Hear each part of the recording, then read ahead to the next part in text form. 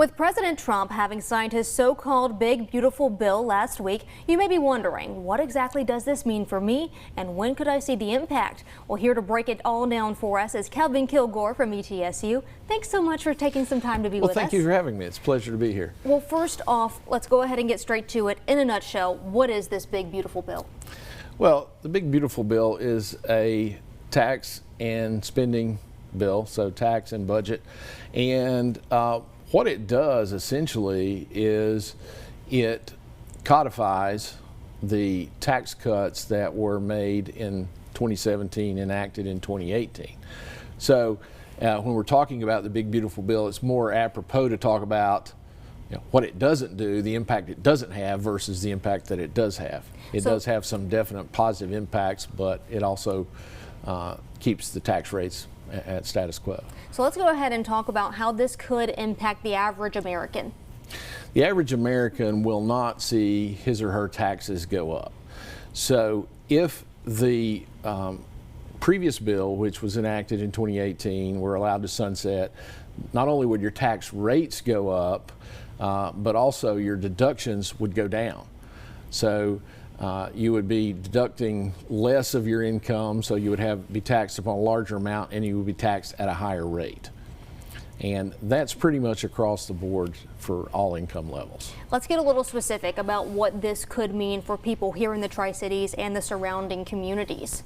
Well, there are some things besides the implications that you won't have a lowered income because of higher taxes. Also, there are some provisions in there for seniors, for example, to get a $6,000 deduction for seniors who are on Social Security and under certain income levels. So that will lower their tax bill.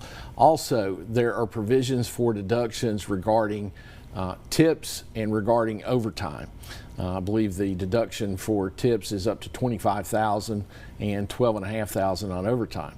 So in an area where we concentrate on hospitality and tourism, certainly giving people a break on tips is going to create more wealth and more spending, more consumer spending, which is good for the local economy and good for the economy from a macro level. And let's go ahead and talk about what you want people to understand about this. You know, there's a lot of things being thrown at everyone right now.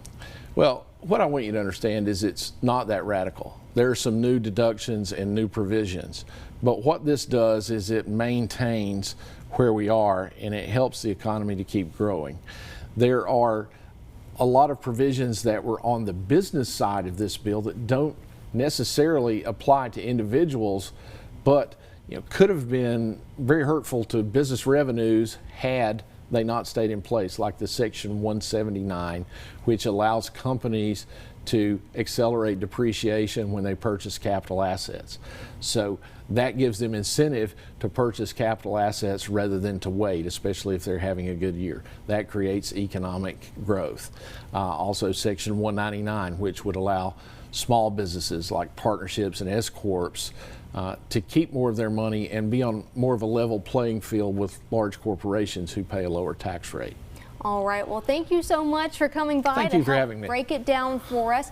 And again, we'll have this posted in just a little bit. I know there's a lot of information coming at us, so we'll have this posted on our website in just a bit, but plenty more to come here on First at